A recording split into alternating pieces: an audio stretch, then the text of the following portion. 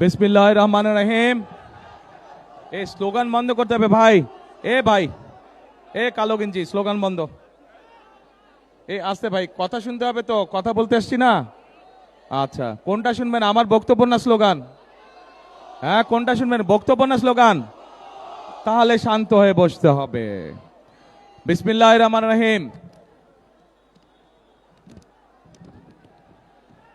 উপস্থিত আজকের এই নির্বাচনী জনসভায় উপস্থিত ঢাকা ৮ আসনের প্রিয় এলাকাবাসী, উপস্থিত ধানের শীষের প্রার্থী জনাব মির্জা আব্বাস, উপস্থিত আমার দলীয় সহকর্মী এবং নেতৃবৃন্দ, আসসালামু আলাইকুম।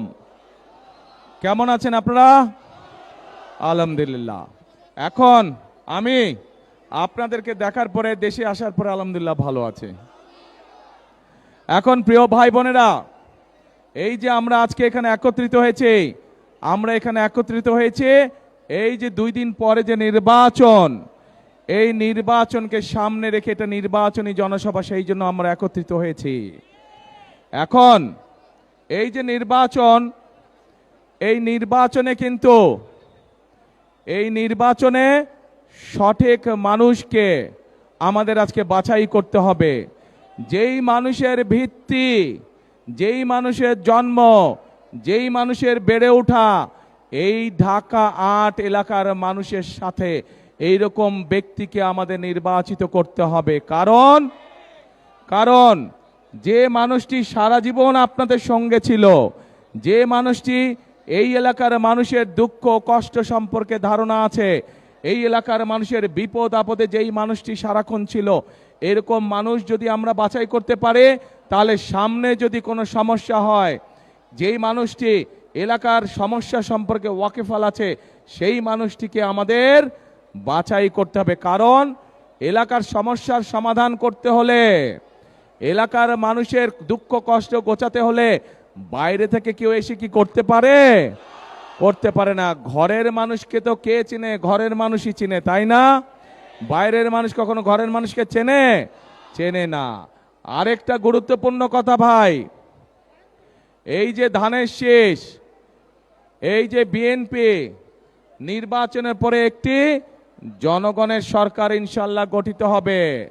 কিন্তু এই মুহূর্তে চিন্তা করে দেখেন তো, এই মুহূর্তে যেই রাজনৈতিক দলগুলো নির্বাচন করছে, তার মধ্যে কোন দলটার দেশ চালানোর অভিজ্ঞতা আছে?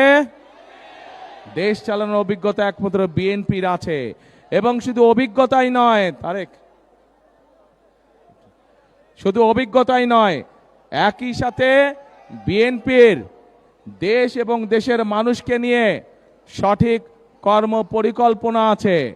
দেশ এবং দেশের মানুষের ভাগ্য পরিবর্তনের জন্য কর্মসূচি আছে বিএনপির একমাত্র। বিএনপির যেহেতু অভিজ্ঞতা আছে, সেই অভিজ্ঞতার আলোকেই আমরা আমাদের কর্ম পরিকল্পনা এবং আমাদের কর্মসূচি আমরা জনগণের সামনে উপস্থাপন করেছি। কারণ এই দেশের মানুষের ভাগ্যের সাথে বিএনপির ভাগ্য জড়িত থাকে। এই দেশের মানুষ, দেশ যদি ভালো থাকে তাহলে বিএনপিও ইনশাল্লাহ ভালো থাকে। প্রিয় ভাই বোনেরা, আমরা এই যে সামনে মঞ্চের সামনে বহু মা বোনেরা বসে আছেন, এরকম সারা বাংলাদেশে কোটি কোটি মা বোনেরা আছেন। বাংলাদেশে প্রায় 20 কোটি জনসংখ্যা। এই 20 কোটি জনসংখ্যার অর্ধেক হচ্ছে নারী। আমরা যদি এই নারীদেরকে দেশের উন্নয়নের সাথে, অগ্রযাত্রার সাথে যদি আমরা সম্পৃক্ত না করি, তাহলে কোনোভাবেই যতই পরিকল্পনা করি আমরা বাস্তবায়ন হবে না। এবং সে কারণেই আপনারা দেখেছেন, দেশনেত্রী খালেদা জিয়া যখন এর আগে দেশ পরিচালনার দায়িত্বে ছিলেন, তখন দেশনেত্রী একটি পরিকল্পনা গ্রহণ করেছিলেন এবং আলহামদুলিল্লাহ সেই পরিকল্পনাটি সফল হয়েছিল। কি সেটি? বাংলাদেশের মেয়েদের শিক্ষা ব্যবস্থা ক্লাস 1 থেকে 12 পর্যন্ত দেশনেত্রী ফ্রি করে দিয়েছিলেন। তার ফলে পরবর্তীতে গত 25 বছর ধরে, গত 20 বছর ধরে কোটি কোটি মেয়েরা, দেশের মেয়েরা শিক্ষার আলো পেয়েছে। এখন প্রিয় ভাই বোনেরা, আগামী বিএনপি সরকার, আগামী ধানের শীষের সরকার এই মেয়েদেরকে, যারা এখন মা হয়ে গিয়েছে, যারা এখন গৃহিণী হয়েছে, খেটে খাওয়া মানুষ যারা আছে সমগ্র বাংলাদেশে গ্রামগঞ্জ শহরে, এই মায়েদেরকে, এই গৃহিণীদেরকে স্বাবলম্বী করার জন্য আমরা ফ্যামিলি কার্ড পৌঁছে দিতে চাই সবার কাছে। এই ফ্যামিলি কার্ডের মাধ্যমে আমরা আমাদের মায়েদের কাছে, গৃহিণীদের কাছে আমরা প্রতি মাসে সরকারের পক্ষ থেকে একটি সহায়তা পৌঁছে দিব এবং আমরা বিশ্বাস করি এই সহায়তা আস্তে আস্তে প্রত্যেকটি পরিবারকে, সেটি গ্রামে হোক, দুস্থ পরিবার হোক, সেটি শহরে হোক, যাদের এইটা প্রয়োজন, আস্তে আস্তে এই সহযোগিতার ফলে পরিবারগুলি ধীরে ধীরে স্বাবলম্বী হয়ে উঠবে এবং একটি একটি করে সকল পরিবার স্বাবলম্বী হলে পর্যায়ক্রমিকভাবে বাংলাদেশ স্বাবলম্বী হয়ে উঠবে। প্রিয় ভাই বোনেরা, এখানে আজকে আমাদের ধানের শীষের প্রার্থী, আপনাদের এই এলাকার সন্তান জনাব আব্বাস সাহেব একটু আগে বলেছেন এলাকার তরুণদের, এলাকার যুবকদের কর্মসংস্থানের সমস্যা আছে, কর্মসংস্থানের সমস্যা আছে। এই সমস্যা শুধু ঢাকা ৮ নয়, এই সমস্যা শুধু ঢাকা মহানগরী নয়, সমগ্র বাংলাদেশে এই সমস্যা। এবং এর জন্য আপনাদের প্রিয় দল বিএনপি কর্মসূচি এবং পরিকল্পনা গ্রহণ করেছে। আমরা বাংলাদেশে আগামী ৫ বছর ইনশাআল্লাহ ১ কোটি কর্মসংস্থানের সুযোগ সৃষ্টি করব। ১ কোটি কর্মসংস্থান। আমরা দেশে বিনিয়োগকারীদেরকে উৎসাহিত করব, বিদেশ থেকে বিনিয়োগকারীদেরকে আমরা আমন্ত্রণ জানাবো। দেশে মিল কারখানা তৈরির মাধ্যমে যেমন আমরা একদিকে বেকার সমস্যার সমাধান করব, একইভাবে আমরা এই ঢাকা ৮ সহ যত জেলা আছে প্রত্যেক জেলায় একটি এবং ঢাকা মহানগরীতে বেশ অনেকগুলো আমরা vocational institute, training institute, technological institute এবং আইটি সংক্রান্ত বিভিন্ন ইনস্টিটিউট আমরা তৈরি করব। সেখানে আমাদের তরুণ সমাজের ছেলে হোক মেয়ে হোক তাদেরকে আমরা দক্ষ নাগরিক হিসাবে ধীরে ধীরে গড়ে তুলব, যার ফলে তারা দেশেই হোক নিজেদের কর্মসংস্থান তৈরি করে নিবে পারবে, দেশেই হোক তারা নিজেদের বিনিয়োগের মাধ্যমে, ছোট ছোট বিনিয়োগের মাধ্যমে তারা নিজেদের কর্মসংস্থানের ব্যবস্থা করতে সক্ষম হবে। একই সাথে তারা বিদেশেও যেতে পারবে। যারা বিদেশে যাবে, আমরা দেখেছি আমাদের প্রায় ১.৫ কোটি প্রবাসী বিদেশে আছেন। এর মধ্যে অনেক মানুষ বিদেশ যাবার আগে অর্থ সংকটের জন্য তারা নিজেদের বাপ দাদার জমি বিক্রি করতে হয়। কিন্তু আমরা সিদ্ধান্ত গ্রহণ করেছি ইনশাল্লাহ আগামীতে যারা এই দক্ষ মানুষ যারা বিদেশে যাবে, আমাদের তরুণরা যুবকরা যারা বিদেশে যাবে, যারা অর্থ সংকটের কারণে যেতে পারছে না, তাদেরকে আমরা জমি বিক্রি করতে দেব না বাপ দাদার। তাদেরকে আমরা সরকারের পক্ষ থেকে ক্ষুদ্র ঋণের ব্যবস্থা করে দেব, যেই টাকা সে ধীরে ধীরে ওখানে কর্মসংস্থান করে শোধ করবে। কিন্তু আমরা বাপ দাদার জমি যাতে বিক্রি করতে না, আমরা সেই ব্যবস্থা গ্রহণ করেছি। প্রিয় ভাই বোনেরা, এখানে আপনারা যারা উপস্থিত আছেন, বহু মানুষ আছেন, তাদের পরিবার আত্মীয় স্বজন অনেকেই গ্রামে বাস করে না? অনেকেই আছেন যারা পরোক্ষ বা প্রত্যক্ষভাবে কৃষি কার্যের সাথে জড়িত। বাংলাদেশের সবচেয়ে বড় পেশা হচ্ছে কৃষি। বহু কৃষক ভাই, কৃষানী বোন আছেন যারা কৃষি কাজের সাথে জড়িত। আমরা সিদ্ধান্ত গ্রহণ করেছি আমরা এই কৃষক ভাইদেরকে, মা বোনদেরকে যেরকম স্বাবলম্বী করার জন্য আমরা ফ্যামিলি কার্ড দিব, এই কৃষক ভাইদেরকে আমরা কৃষি কার্ড দিতে চাই, যার মাধ্যমে আমরা তাদের কাছে সরকারের যে সহযোগিতা ডাইরেক্ট আমরা সেই সহযোগিতা তাদের কাছে পৌঁছতে চাই। শুধু তাই নয় প্রিয় ভাই বোনেরা, আপনাদের আত্মীয় স্বজন পরিবার পরিজন অনেকেই আছেন কৃষক বা কৃষি কাজের সাথে জড়িত। এর ভিতরে যাদের 10,000 টাকা পর্যন্ত কৃষি ঋণ আছে, সেই কৃষি ঋণ ইনশাল্লাহ সুদ সহ আগামী বিএনপি সরকার মওকুফ করবে সারা দেশে। প্রিয় ভাই বোনেরা, বাংলাদেশের মানুষের আর একটি বিরাট সমস্যা আছে, সেটি হচ্ছে স্বাস্থ্য সমস্যা। বাংলাদেশের বহু মানুষ, সেটি শহরেই হোক গ্রামেই হোক, সঠিক সময় অনেক সময় চিকিৎসা পায় না, অথবা যখন অসুখ বিসুখ ছোটোখাটো পর্যায়ে থাকে তখন যদি চিকিৎসা সুবিধা পায় তাহলে তার যেমন খরচ কম হয়, সেও দ্রুত অসুস্থ বোধ করতে পারে। কিন্তু এই সুবিধাটাও হয়ে ওঠে না অনেক সময় মানুষের। সেই জন্য আমরা সিদ্ধান্ত গ্রহণ করেছি আমরা সারা বাংলাদেশে, শহর হোক গ্রাম হোক, প্রত্যেকটি জায়গায় আমরা সারা বাংলাদেশে 1,00,000 স্বাস্থ্যকর্মী নিয়োগ করতে চাই। এই স্বাস্থ্যকর্মীরা শহরেই হোক, বিশেষ করে খেটে খাওয়া মানুষ যারা আছে প্রত্যেকের ঘরে ঘরে যাবে, ঘরে ঘরে গিয়ে বিশেষ করে মায়েদেরকে, বিশেষ করে মেয়েদেরকে, বিশেষ করে শিশুদেরকে ছোটোখাটো অসুখ যেগুলো ঘরে বসে চিকিৎসা দেওয়া সম্ভব সেই চিকিৎসা তাদেরকে দিয়ে আসবে, যাতে করে মা বোনদেরকে কষ্ট করে হাসপাতালে যেতে না হয় এবং যাতে করে অসুস্থতা বেশি হওয়ার আগেই যাতে মা বোনেরা সুস্থ হয়ে যেতে পারে। এই 1,00,000 কর্মসংস্থান আমরা তৈরি করতে চাই। প্রিয় ভাই বোনেরা, আমরা আমাদের দেশের সন্তানদের মধ্যে বহু সন্তান যেমন লেখাপড়ায় ভালো, একইভাবে অনেক ছেলে মেয়ে আছে তরুণ বয়সের, যুবক বয়সের, কিশোর বয়সের অনেক ছেলে মেয়ে আছে যারা খেলাধুলাতেও ভালো।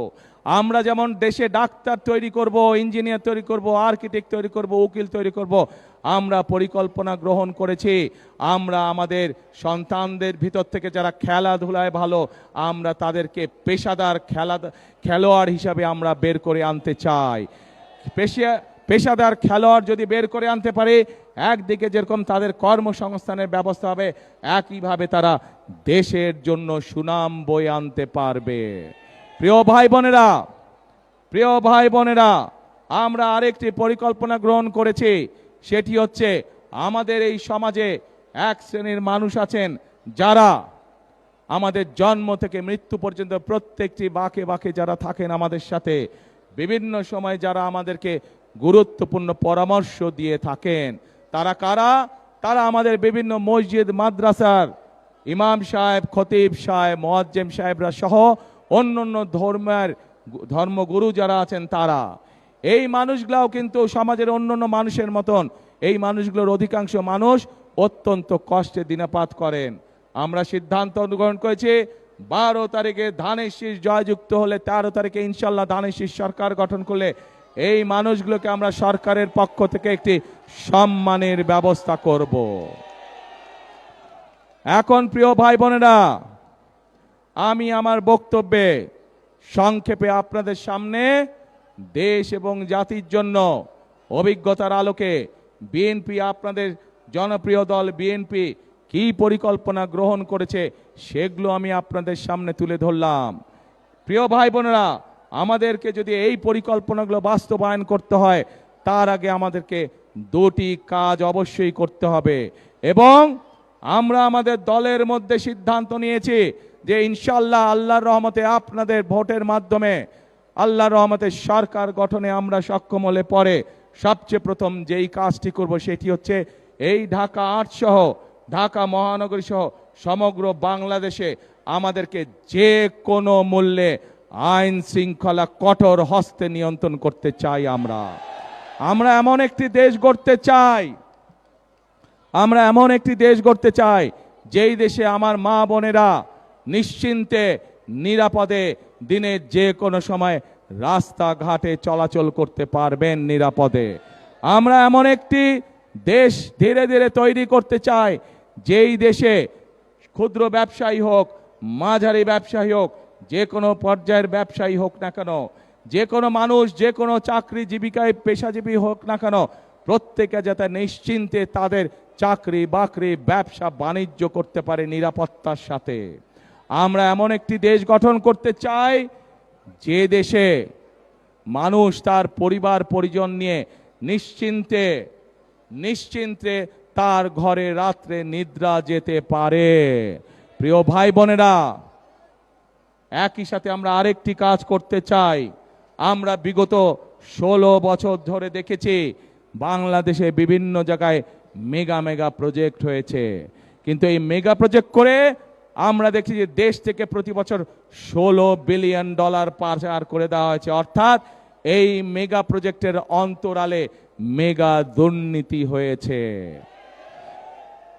এই মেগা দুর্নীতি হয়েছে, কিছু হাতে গোনা কয়েকটি মানুষের ভাগ্যের পরিবর্তন হয়েছে, কিন্তু সাধারণ মানুষের ভাগ্যের কোনো পরিবর্তন হয় নাই। এবং সে কারণেই আমরা সিদ্ধান্ত গ্রহণ করেছি 2001 সালে খালেদা জিয়া যেভাবে কঠোর হস্তে দুর্নীতি দমন করে বাংলাদেশকে সেই দুর্নীতির তকমা থেকে বের করে নিয়ে এসেছিলেন, ঠিক একইভাবে দুর্নীতিকে আমরা কঠোর হস্তে, দুর্নীতির লাগাম আমরা ইনশাল্লাহ আগামী বিএনপি সরকার টেনে ধরবে। অর্থাৎ দুর্নীতি এবং আইন শৃঙ্খলা এটির সাথে কোনো কম্প্রোমাইজ নেই। যে দুর্নীতি করে সে দুর্নীতিবাজ, সে কোনো দলের নয়। যে আইন শৃঙ্খলা ভঙ্গ করে, মানুষকে কষ্ট দেয়, সে কোনো দলের হতে পারে না, সে অপরাধী। কাজে আইন এদের ক্ষেত্রে আইনের গতিতে চলবে। প্রিয় ভাই বোনেরা, বক্তব্যের শুরুতেই আপনাদেরকে বলেছি আমি, বিএনপি এই মুহূর্তে একমাত্র দল যাদের অভিজ্ঞতা রয়েছে দেশ পরিচালনা করার।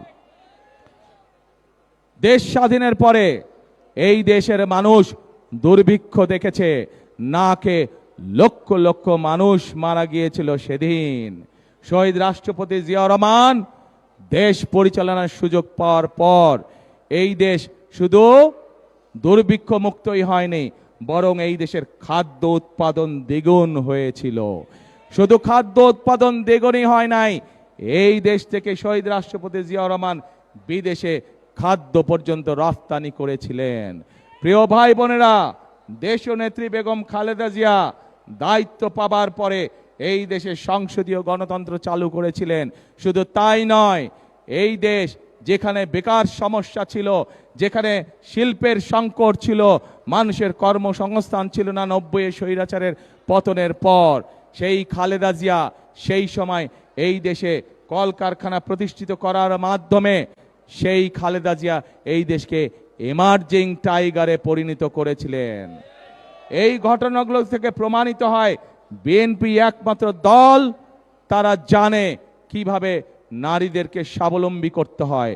বিএনপি একমাত্র দল তারা জানে কিভাবে দুর্নীতিকে কঠোর হস্তে দমন করতে হয়। বিএনপি একমাত্র দল তারা জানে কিভাবে আইন শৃঙ্খলা পরিস্থিতির নিয়ন্ত্রণ করতে হয়। বিএনপি একমাত্র জানে কিভাবে দেশে বেকার যুবকদের জন্য কর্মসংস্থানের ব্যবস্থা করতে হয়। প্রিয় ভাই বোনেরা, বক্তৃতার মঞ্চে অনেকেই অনেক বড় বড় কথা বলতে পারে, হাততালি পাওয়ার জন্য, হাততালি দেওয়ার জন্য।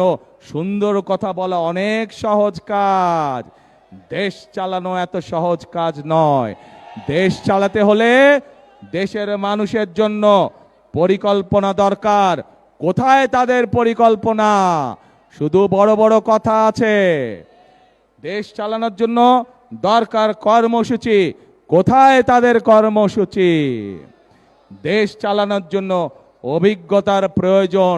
তাদেরই তো বন্ধু বান্ধব। গত 1-1.5 বছর যাবৎ দেখেছি আমরা সরকারের অংশ ছিল, তাহলে আজকে এই দুর্গতি কেন মানুষের? কাজেই প্রমাণিত এটি আজ প্রমাণিত, যদি বাংলাদেশের মানুষের ভাগ্যের কেউ পরিবর্তন করতে পারে, কে পারবে? তাহলে ধানের শীষ। যদি এই দেশের ভাগ্যের পরিবর্তন করতে পারে, কে পারবে? তাহলে যদি এই দেশে দুর্নীতির লাগাম টেনে ধরতে হয়, কে পারবে? যদি এই দেশের আইন শৃঙ্খলাকে শক্ত হাতে দমন করতে হয়, কে পারবে? ধানের শীষ। প্রিয় ভাই বোনেরা, আব্বাস ভাই,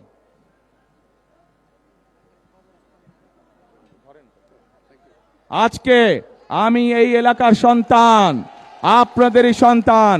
যে মানুষটির জন্ম এই এলাকায়, যে মানুষটির বেড়ে ওঠা এই এলাকায়, যে মানুষটি সকল সময় সকল পরিস্থিতিতে এলাকার মানুষের পাশে ছিলেন, সেই মানুষটি মির্জা আব্বাস সাহেবকে আমি আনুষ্ঠানিকভাবে আজ ধানের শীষ তুলে দিচ্ছি। প্রিয় ভাই বোনেরা, এই মানুষটি অতীতে সারা জীবন যেমন আপনাদের পাশে ছিলেন, 12 তারিখ পর্যন্ত তার পাশে আপনারা থাকবেন। 12 তারিখে আপনারা তাকে ইনশাল্লাহ জিতিয়ে নিয়ে আসবেন। 13 তারিখ থেকে এই মানুষটি সারা জীবন শেষ দিন পর্যন্ত আপনাদের পাশে থাকবে, এলাকার মানুষের পাশে থাকবে ইনশাল্লাহ। প্রিয় ভাই বোনেরা, এখানে আমাদের ধানের শীষের দাঁড়া ভাই, স্লোগান না স্লোগান, এই কালো গেঞ্জি বড় ডিস্টার্ব করে ভাই, আস্তে কথা শেষ করে আগে কথা শোনো। প্রিয় ভাই বোনেরা, এখানে ধানের শীষের প্রার্থী আব্বাস সাহেব কয়েকটি কথা বলেছেন, খেলার মাঠের কথা বলেছেন। আমরা এর মধ্যে পরিকল্পনা গ্রহণ করেছি এই ঢাকা সহ সারা ঢাকা মহানগরীতে অনেক জায়গায় আমাদের সন্তানদের জন্য খেলার মাঠ দরকার, মুরব্বীদের হাঁটাহাঁটি করার জন্য খোলা মাঠ দরকার, এলাকার মানুষের বুক ভরে শ্বাস নেওয়ার জন্য খোলা মাঠ দরকার। ইনশাল্লাহ আগামী 13 তারিখে বিএনপি সরকার গঠন করলে আমরা এই খেলার মাঠে তৈরির কাজে ইনশাল্লাহ হাত দিব। একই সাথে এই এলাকার আরেকটি সমস্যা আছে, জলাবদ্ধতা। আজ আপনাদের সামনে আমি পরিষ্কারভাবে বলে দিতে চাই, ঢাকা ৮ সহ ঢাকা মহানগরী সহ সকল পর্যায়ে যে জলাবদ্ধতা আছে সবচাইতে দ্রুততার সাথে ইনশাল্লাহ এই সমস্যার সমাধান আমরা করব ইনশাল্লাহ। এবং একটি গুরুত্বপূর্ণ এই এলাকার মানুষের দাবি একটি কবরস্থানের, ইনশাল্লাহ মানুষের যাতে এই সমস্যার সমাধান করা যায়। আব্বাস সাহেব নির্বাচিত হলে ওনার সাথে কথা বলে এলাকার মানুষের যেখানে সুবিধা হয়, যেভাবে সুবিধা ইনশাল্লাহ সেটিও আমরা পর্যায়ক্রমিকভাবে ইনশাল্লাহ বাস্তবায়ন করব। এখন প্রিয় ভাই বোনেরা, আমি তো আপনাদের সামনে আমার দলের পরিকল্পনার কথা তুলে ধরলাম। আমি তো আপনাদের সামনে আমার দলের প্রার্থী আব্বাস সাহেবের যে পরিকল্পনা, যে দাবি, সেইগুলাও আমরা কিভাবে বাস্তবায়ন করব তাও তুলে ধরলাম। ভাই মা বোনেরা, 12 তারিখে আপনাদের পরিকল্পনা কি? বোঝে না, শোনে না, জোরে কি পরিকল্পনা? ধানের শেষ। ইনশাআল্লাহ প্রিয় ভাই বোনেরা, এই ধানের শীষই হচ্ছে বাংলাদেশের স্বাধীনতা, সার্বভৌমত্ব এবং বাংলাদেশের মানুষের ভাগ্যের পরিবর্তনের প্রতীক। আসুন 12 তারিখের নির্বাচনে আমরা ধানের শীষকে নির্বাচিত করে ইনশাআল্লাহ, এবং আমরা 12 তারিখ থেকে দেশ পুনর্গঠনের কাজে হাত দেই। মানুষের ভাগ্যের পুনর্গঠনের রাজনীতি এবং কার্যক্রম ইনশাআল্লাহ আমরা শুরু করি। আছেন নাকি আমার সাথে? ইনশাআল্লাহ দেখা হবে আপনাদের সাথে আবার 12 তারিখের পরে। আল্লাহ হাফেজ। বাংলাদেশ জিন্দাবাদ, বাংলাদেশ জাতীয়তাবাদী দল জিন্দাবাদ। আসসালামু আলাইকুম।